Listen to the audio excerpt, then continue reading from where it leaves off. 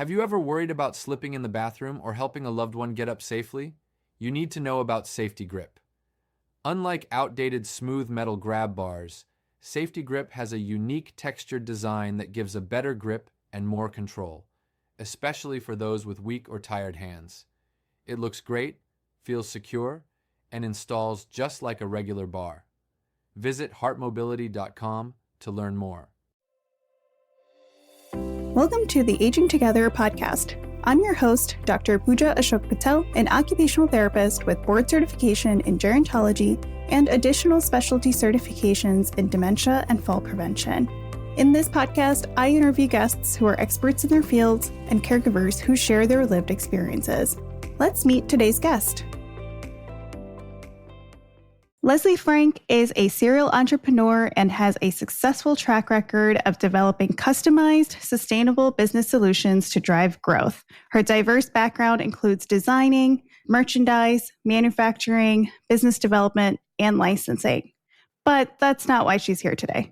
Through the various stages of her successful career, Leslie has spent the majority of her life being a caregiver, first for her mom and her sister-in-law, and now for her husband. While navigating grief, Leslie has also had to navigate long-term care needs. Today, she's joining us to share her story and some words of wisdom on how to find the right fit for your loved one. Leslie, welcome to the show. Thank you so much for joining me today. Thank you for having me. You shared with me that you've been a caregiver in different roles throughout your life. Can you start with a background and history of your experience with your husband and also how that compares to when you were a caregiver for your mother and your sister-in-law? Sure. Being a caregiver for my husband has been different than for other family members because this is personal. You know, I know him. I know what he would want. I know what he was like. And so finding someplace for him has been different than for my mother or my sister-in-law. My sister-in-law was paranoid. She wasn't very social. And the first place we put her in, it was beautiful. And she never left her room except to go and eat. So it was the wrong fit. You know, it was just the totally wrong fit. And I took care of my mother in New York for 4 years. And then we moved her to Massachusetts, and one of my brothers took over her care. When she was in New York, she was in a very pretty place, but the dynamic of the place just wasn't great for her. They were nasty people, they were bullying, but they had a lot of activities, and she partook in the activities because she was very social and very engaged. So we learned a lot from that experience of what to look for, you know, when we needed to move her to memory care, that we didn't want to put her, you know, parked in front of a TV. But with my husband, it's been a totally different experience. And that also, the space has evolved over the time, you know, the 10 years that my mom's been gone. So, you know, there are more options. How long were you a caregiver for your mom and sister-in-law compared to how long you've been caregiving for your husband? So for my sister-in-law, it turned out it was about 6 years. And she wasn't a happy person. She was very fearful, and she couldn't partake in any of the decisions that we made. When we first put her in care, she was in independent living. And then we had to move her to memory care and then to total care, nursing care. With my mom, she was in independent living. And then when we had to move her to memory care, it was really hard to find a place in New York that offered engagement. And my brother found a great place in Worcester, Massachusetts. And she was constantly busy. She went to the movies every night. The care was exceptional. It was a totally different environment. The culture was different. So, you know, and I've learned that that's a big part of it, that pretty doesn't mean it's the right fit for you. Sure. And how long have you been caring for your husband now? So my husband's decline was really quick. He had fallen off his bike in 2017, and they believed that triggered some kind of cognitive instance. And he was diagnosed with dementia in 2018, but it got really bad. The last 6 months, it got really bad. But the last year and a half, he couldn't handle financial issues. He wasn't doing the mail. I mean, he could take care of himself. He would go out and walk, but he couldn't make decisions. And so I had to take over stuff that I don't like to do. I'm not a detail person. And and he was. Yeah. Entrepreneurs rarely are.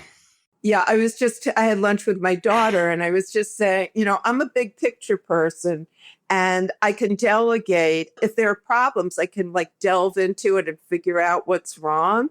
But the nitty gritty, forget about it. And my business partners have always been really detail oriented. Yep. You always need your operational person, right? Exactly. It's the scales of justice, that balance.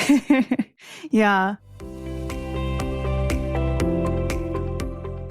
You spoke to me about the idea of living grief and watching a loved one change before your eyes. What has that grief looked like for you in this season of life? So for a while, I didn't realize it was grief. In the beginning, when he started leaving, when his personality started to change, I was really angry and very confrontational. And I spoke to a therapist that I've used on and off for years. And she gave me some pointers on how to interact because I realized I couldn't handle it alone. And being confrontational was not going to solve anything. So, I got past the anger part and, realized I had to meet him where he was and to answer his questions without really lying, but diverting the truth, perhaps. And then there's a sadness to it, to just, you're with somebody every day. I don't see him every day, but I see him probably 4 times a week.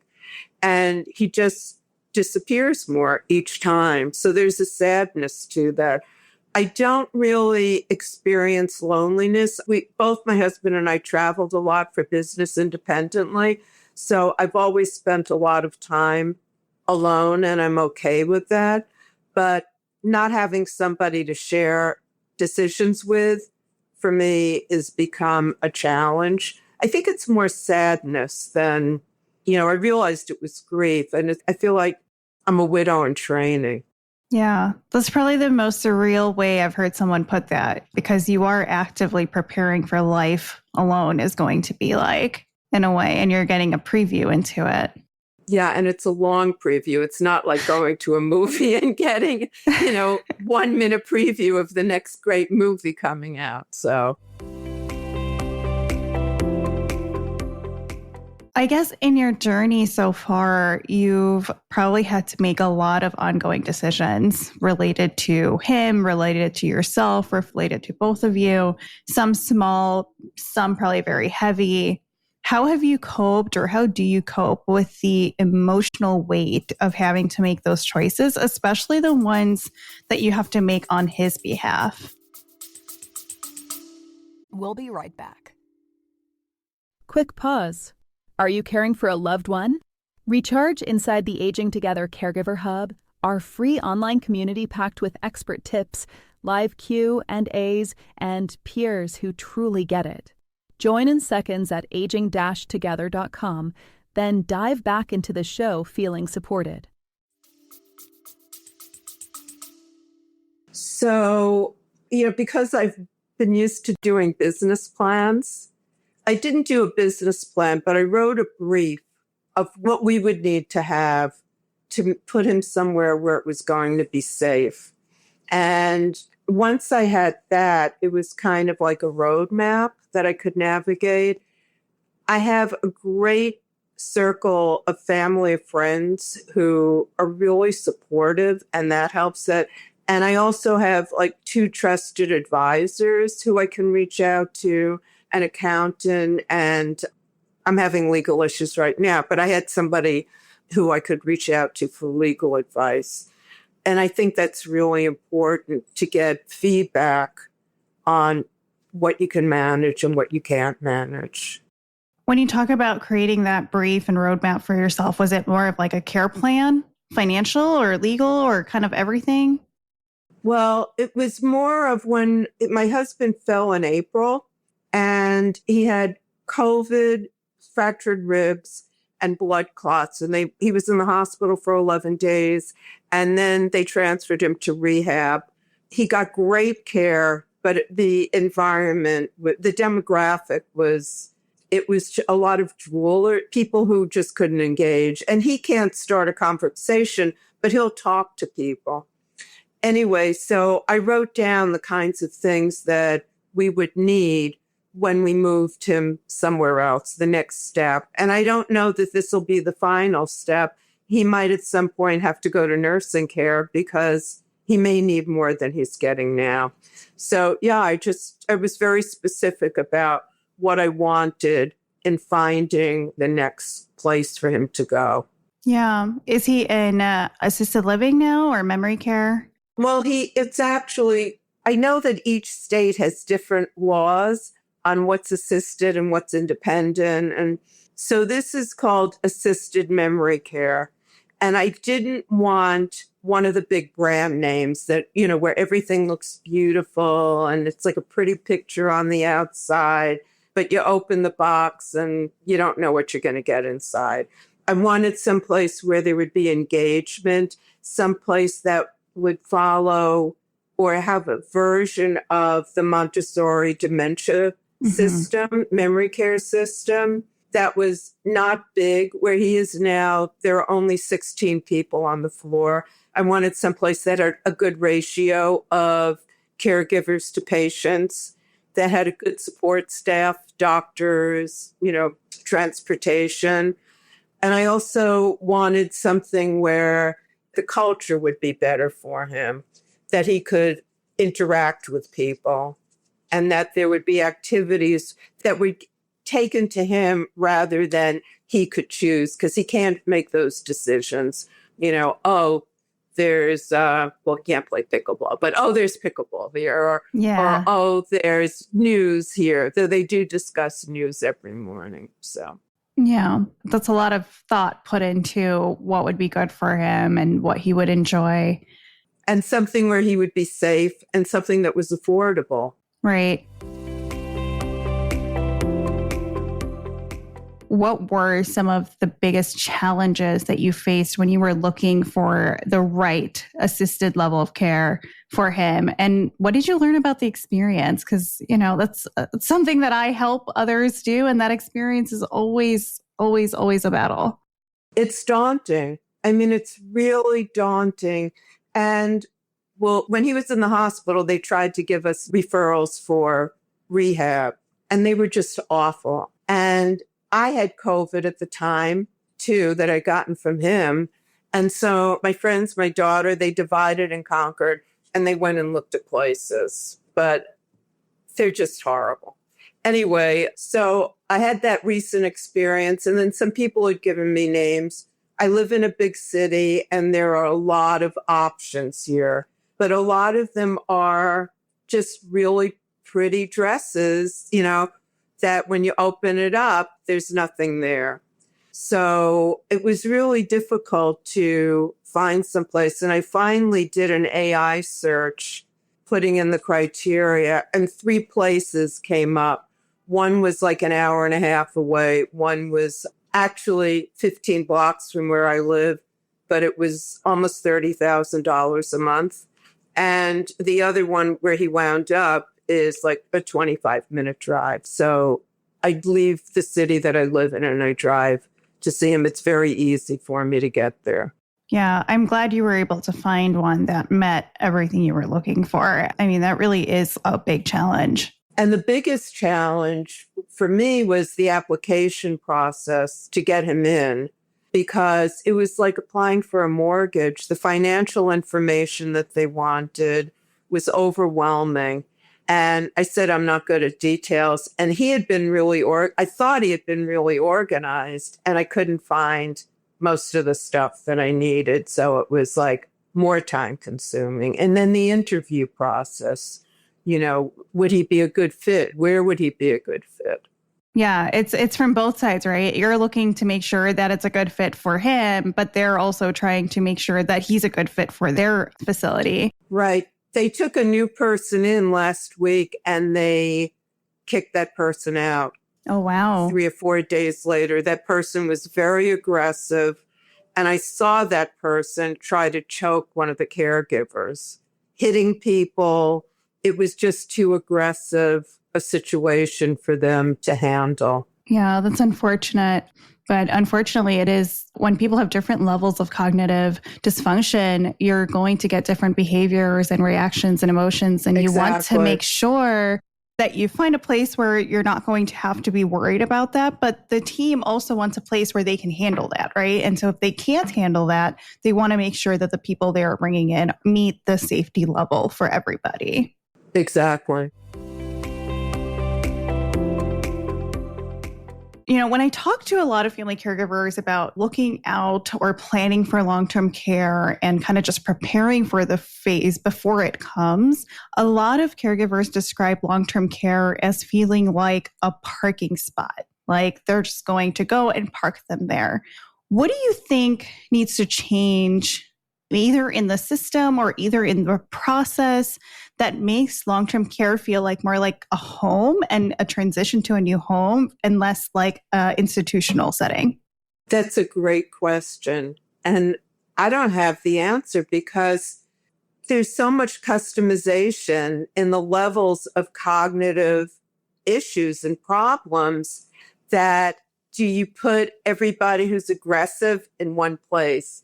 Do you put people who are spitters in another place? Do you put wanderers in another place? It's so complicated. It's not like putting your kid in kindergarten and every once in a while there's some kid who acts out, so you get them in a special school, or when they're older, they need, more needs. And this is a whole different scenario. And I don't know what the answer is. I had tried to find actually a small house that I know that they exist in other parts of the country. I haven't seen them here. Maybe they exist upstate, but I haven't seen them in the city. And I know people on the West Coast who have had their parents or loved ones in these smaller environments where it's a more manageable care system. Yeah. I don't know what the answer is, but, mental health and aging are not something that we address. It's the elephant in the room in this country. Yeah. And, we've got the whole baby boomer thing that we're all getting older and nobody wants to talk about it. I mean, one of the good things is that my husband does have long-term care insurance, so that picks up part of it. I thought he had a durable power of attorney. It turns out it wasn't completed. So that's become a big issue. But we had done a certain amount of planning for this. Yeah. Usually the POA paperwork is like the first thing I tell them to get done, right? I say as young as 18, for kids, it's like make sure for the parents, for the kids, make sure there's powers of attorney signed depending on where they're living, where you're living. But the older both parties get, it becomes even so much more important to have that paperwork done because this varies by state, but at least here in the state of Illinois, there's a lot of next of kin rules when it comes to if you don't have a power of attorney signed, right? So, For example, if something happened to me, then by default, my husband would be power of attorney. But now let's say I had kids and like adult children and living parents. Who do you think the next of kin would be for decision making if my husband couldn't? Your oldest child? My parents. Your parents? Yeah. So you think about it, right? Like if you have somebody who is, let's say, in their 60s and they have a living parent who's maybe in their 80s, and you have an adult child who's in their 40s and your spouse can't make a decision for you, they're going to ask your 80-year-old mother before they ask your 40-year-old child.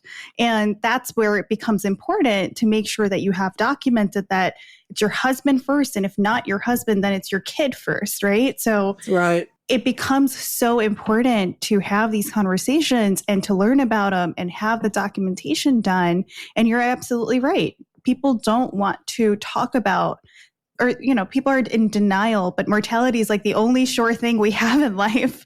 And people don't want to talk about it. I know. I was raised in a family where even my grandparents, everybody talked about stuff. There were very few secrets. People didn't pass, they died. They weren't sick, they had cancer. We knew what was wrong with people. And my parents they had a trust and they had wills and power of attorney. And the other thing that everybody should do is make sure that all their accounts are putted, or it depends on, pass upon death or transfer upon death. And a lot of people don't do that, but all our accounts, took care of that. So something happens and it just automatically clicks in. It doesn't go to probate. It happens immediately, which people don't know about doing. Right. Just a general list of like things to do so you don't go to probate. Exactly. You mentioned that you have also been managing your own health challenges. And how has that shaped your caregiving journey or the way you think about long-term care, even for yourself? Yeah. So I was diagnosed with a 9/11 cancer in 2016. And everybody was shocked. I was shocked. And I distinctly remember when the doctor said to me, he said, your spleen is enlarged. And I said, so is it like leukemia or lymphoma? And he said, probably. We didn't know the extent at that point, but it was like a project to me. I never stopped to cry. I never got depressed. I'm like a bull in a china shop. I just had my direction. I knew that I had to take care of stuff. And, he said, well, you have to go do this. And I called and they said, well, we can give you an appointment in 2 weeks. I said, I don't have 2 weeks. And I went over and I sat in the doctor's office until the gatekeeper could see me. I told her what was wrong. And she said, okay, he could see you at 7:00 tomorrow morning, probably figuring that I wouldn't be there. I was there.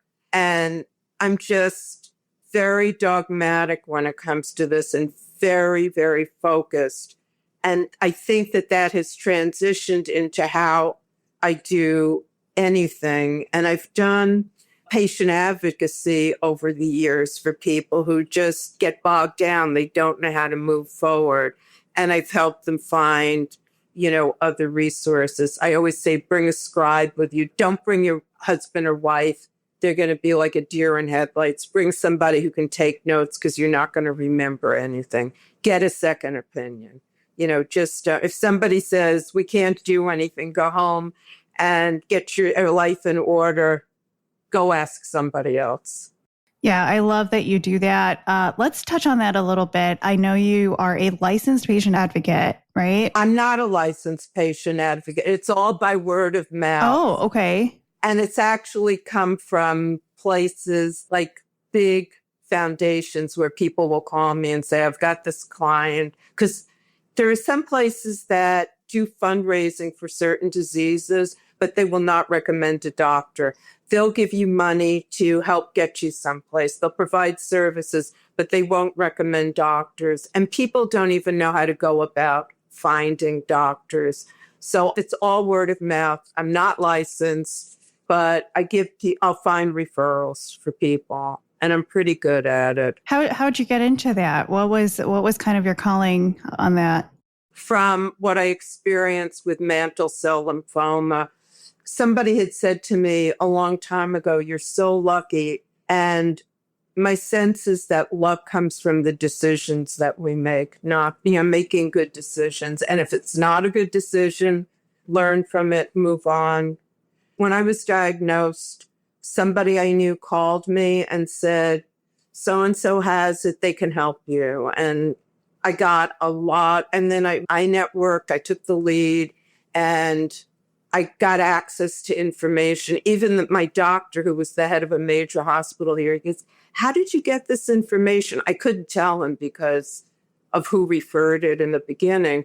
But if somebody said that they could help and not say, oh, I've had this, I've had that, do this, do that. But if somebody recommended a resource, I was open to speaking to people and delving into it and staying off all the chat rooms online because it's just like going down a rabbit hole. It really is, especially when you have a specific disease. There are so many online groups and forums that, I do think they have pros and cons to them, right? Pros, you get a peer support community, you get other people who are navigating the same disease as you, even if it presents differently or even if it impacts different things. But then, yeah, you do go down this rabbit hole of people who are not doing well with it, or maybe people who did really well with it, or people who are trying different things, but then they're getting too much into other things or not enough, and people have different opinions, and it starts getting really confusing for a lot of people who either don't have the health literacy to understand what's going on, or for the people who are simply not aware of all the different options and they're just relying on these online forums, right? And so I think it's great. That was a good decision on your part to kind of refrain from that. Yeah, I realized that with patients that, people who I talk to, there are two groups. They're either dying to live or they're living to die. And the people who go, woe me, why did this happen to me? You can't do a lot for that. There's that negativity. But people who are dying to live, who are warriors and fighters, they'll be the ones who make it through this. And I think it's the same with caregiving. If it's somebody who goes, why did this happen to me? I mean, I jokingly say I didn't sign up for it. And a friend recently said to her mother, did you say for better or worse when you got married? It's like, because nobody does that anymore. But, it's just, you just have to look for opportunities. Yeah, I imagine that impacts how you're going to respond to this question. But are there moments, big or small, that remind you, not necessarily inspire or motivate you, but remind you of why you continue to show up even on the hard days? Yeah, there are. I mean, when I was really, really sick when I was diagnosed with this mantle cell lymphoma in 2016. They gave me 90 days to live. Here I am,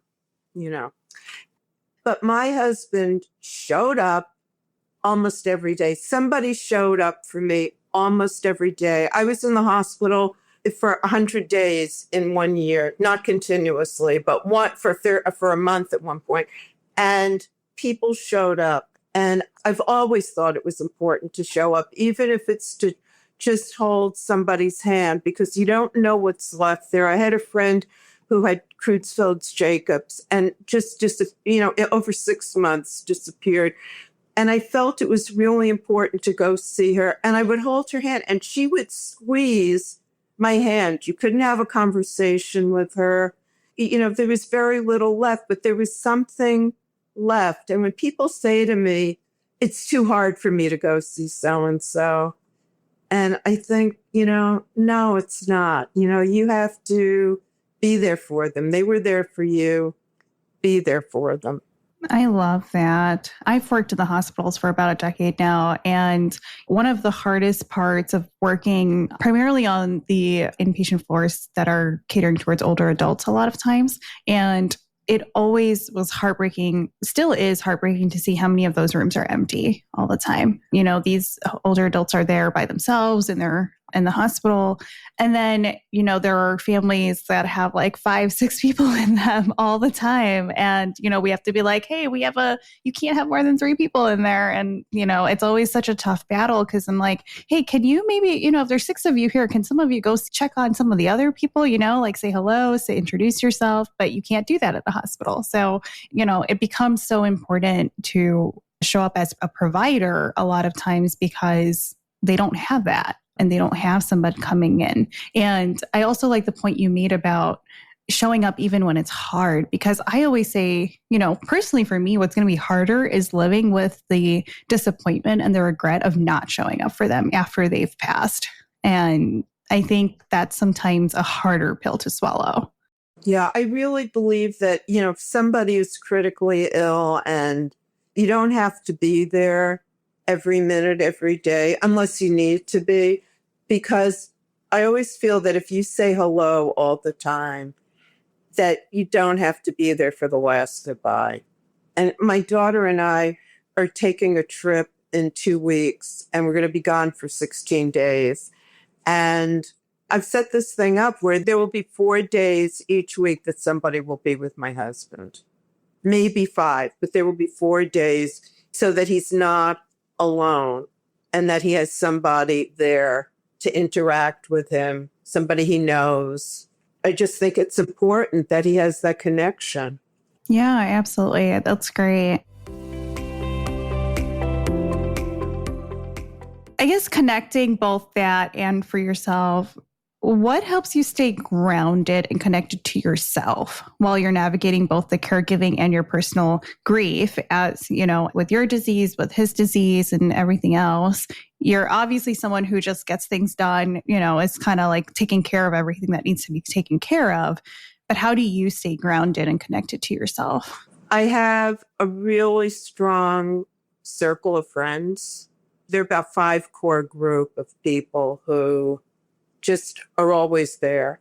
And since I moved my husband to memory care, because getting him settled was pretty overwhelming, is that I've started to do stuff for myself again, where I'm going to the theater again. I'll go to the museum. I used to race walk marathons, and I probably won't do another one of those, but my goal is to walk 3 to 4 miles 3 days a week. And I started doing that again.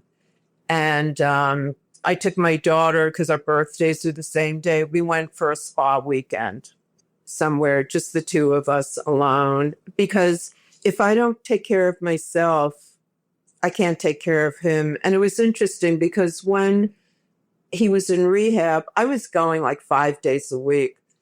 And one of the physical therapists said to me, you know, you've really got to take care of yourself. You know, just what I said. If you don't take care of yourself, you don't have to be here every day. You won't have the energy to take care of him. Yeah. You know, and I believe that. Also, my daughter has been just amazing through all of this. I mean, I can't believe how great she's turned out to be. She's just amazing. And she's kind of a powerhouse too. I'm sure. She's a really good problem solver for other people. And she won't stop and say, why did this happen? She'll just figure out a solution and go for it. So, well, that probably stems a lot from having a mother as a powerhouse too. I think it's observation. What is their nurture in nature? Yeah, absolutely. You know, sometimes people connect better with, not sometimes, a lot of times people connect better with others who have gone through a similar path or are going down a similar path versus coming from therapists and providers who are just one more person telling you what to do. So coming from someone who's been down this journey multiple times and is still going down this journey, what advice would you give to someone who's currently struggling to either find a care setting that feels like the right fit for not just their loved one, but also for themselves as the caregiver? So I had 2 friends whose one husband had Parkinson's, the other husband had frontal lobe dementia. And we watched them disappear. And I leaned on them for support and for questions because they had lived through it. And what I realized was my grandmother had a saying that there's a lid for every pot. You know, sometimes you go to a flea market and there's a pot and the lid may be dented, but it fits and it's the right fit. So find what is the right fit for your loved one. Really be specific about it. You know, don't buy a beautiful bill of goods. Find something that's going to work, not just for your loved one, but for you too, where they're going to be responsive to you and they're going to answer your questions, because it's not just about my husband. It's about, I have to interact with people, make sure they're going to return calls. And that's one of the things that I've always asked is, you know, how long will I have to wait for a call to be returned? I mean, I can text people and they get back to me right away. That's really important, right? As a caregiver, to have that peace of mind of knowing that, hey, they're going to be cared for, but also if I have questions, I know I'm going to be cared for. Yeah. because you want them to be safe. That's always your primary goal in getting somewhere. You want them to be safe. But after that, you have to figure out what's the best fit for them. Yeah. And ongoing. I mean, if you could find a place that had stepped care, that might work for you. Yeah. Well, and then it does unfortunately come back to some of what you were saying earlier, though. Like a lot of these stepped care facilities are some of those big names that are pretty on the outside, and then you kind of go inside and it's not all rainbows and sunshine, right? Yeah, there's a massive 70-inch TV screen. Yeah. With cartoons. Yeah. For sure. I mean, and we know about these, right? Because oftentimes these are the ones that you're seeing in advertisements on TV, on the internet, on the billboards. And then you go on the bus, on the subway. Yep. And then you go see it and yeah, it looks great. But then you dig into all of the, what does the day look like? What is your activities calendar? What is your food menu? And then all of a sudden now you've got a list of things that you don't quite like. Right. And I think that interaction piece is really important. And people don't even, I think, first shot around, people don't even know how to ask for that. They don't. And, one of the things I really encourage a lot of families to do is the site visits. If you're going to have a loved one live somewhere, I mean, when you sign an apartment, when you buy a condo, when you buy a house, how many times do you go see it? Right. And so just one visit isn't going to give you all the details. You kind of have to show up once, maybe with a scheduled visit, once maybe unannounced, and see like what it actually looks like, what kind of things are going on. So you get a real feel for it. And how they handle conflict, how they handle COVID, MSR, what do they do when there's an outbreak of something? Yeah. What's the risk management plan? And what's their emergency plan, right? What happens if there's an emergency? Exactly. What happens if your husband falls, right? What happens if he has an infection? How quickly do they act? A lot of these facilities have contracts with hospitals. So which hospital are they going to be taken to? It's important for you to know all of that, especially, you were saying like he's in a different town, he's 25 minutes away. So they're probably going to take him to like the closest hospital that's over there, right? And well, actually, I had a choice of 3 hospitals. And that is rare, but that's great. Right. And they have 3 different doctors. And I interviewed 3 different doctors. And I picked one who's a gerontologist. And he teaches because I want doctors who teach. Because if they're teaching, then they're up to date on whatever's happening. I don't want a 70-year-old doctor. I want somebody much younger than I am. I don't want them to retire next year. And anyway, I really like the doctor I selected, and he's called me twice about stuff. So I feel that, that he's being taken care of. How much time do you think you spent up front to set all of this up so that now you feel safe and content with knowing that everything's like set up? So I would say, let's see, my life started spiraling out of control in April. Because he got COVID, then I got COVID. So we both felt like crap. And I had to recover from that. And then, I had all the stuff that I had to take care of, legal, financial. And I would say once I got him into where he is now, it was like this weight had just been lifted off me. Once he was accepted, I noticed that I was lighter.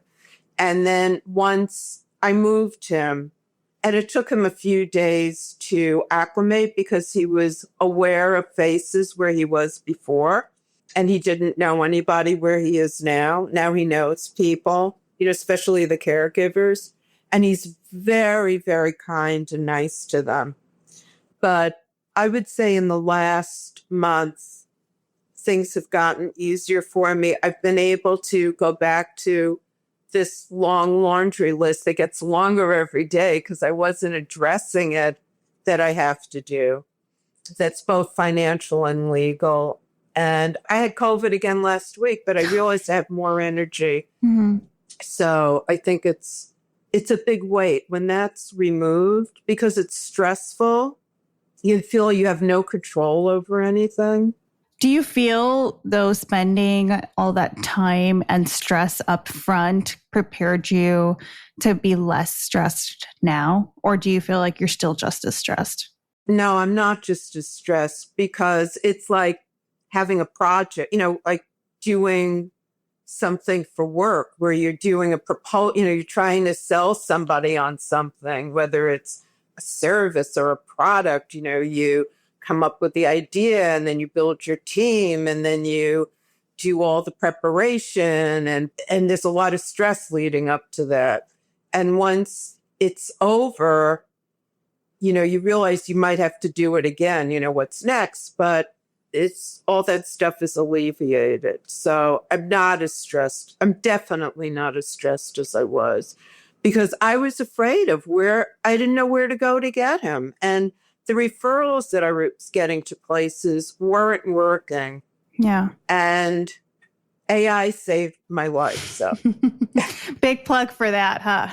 Yeah. I think you kind of mentioned this earlier. I imagine you might need to transition him one more time. And do you have a plan for that? What are you preparing for that? Well, just knowing that I might have to do it. Is, facing the reality because, he's wheelchair bound. He can't get himself up, but they hoist him up to do everything that he needs to do.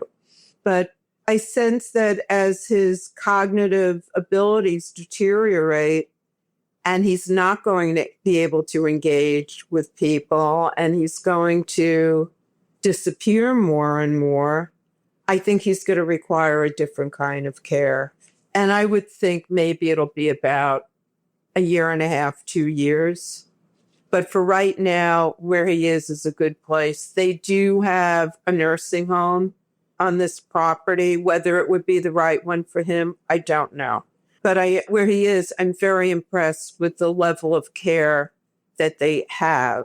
I don't know if that goes through the whole system or not, but sure. But right now, I feel like I have a break. Okay. And I'm not going to look for a place now because if it happens in 6 months, I can do it then. But if I look for a place now for 2 years, who knows what's going to happen in 2 years? Yeah. There could be new places. Places could close, especially with all the government changes. Yeah. We don't know what's going to happen. That's true. And you've done it once, so you are prepared to be able to tackle it a second time with hopefully a little less stress because you know how to do it.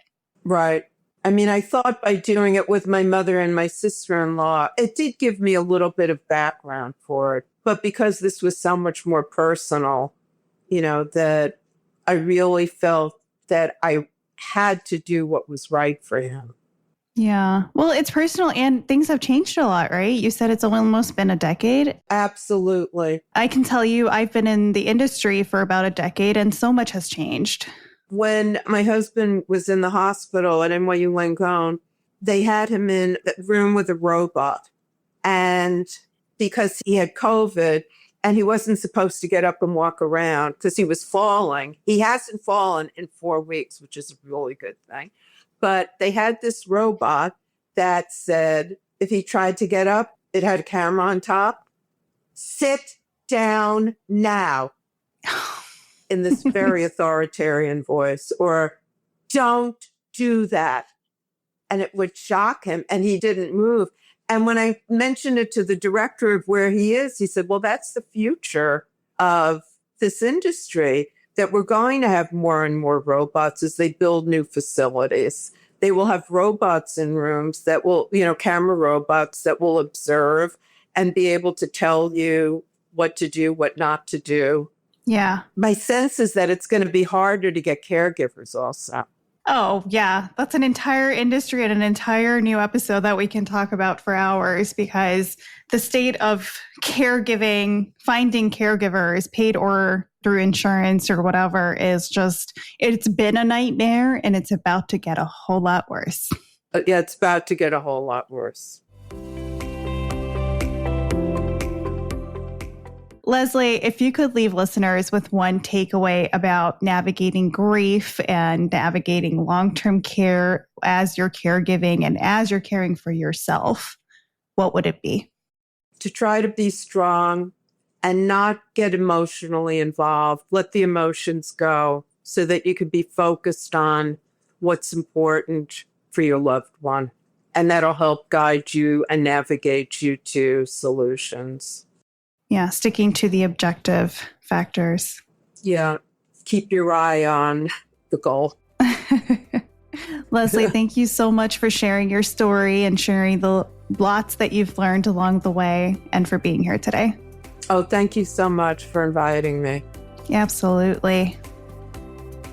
Thank you for listening to the Aging Together podcast. This episode was produced by me, Dr. Pooja A. Patel, in partnership with Natural Eye Media and is supported by our Season 4 sponsor, Safety Grip by Heart Mobility. To learn more about them, check out our Sponsor Spotlight episode. If today's conversation helped you, please follow the show, share it with a friend, and leave a quick rating or review. Your support keeps the podcast free, at light, and growing. Want more? Join our live sessions every other Wednesday and unlock the subscriber-only audio replays through the link in the show notes. Until next time, let's keep learning and aging together. Take care. Aging, illness, and injury can make the simplest movements feel daunting. That's why Safety Grip was designed with compassion at its core. Its deep, textured surface offers real control, especially for hands weakened by arthritis, neuropathy, or stroke, helping restore not just safety, but dignity. Because when you or someone you love needs support, it should feel like someone's there to help.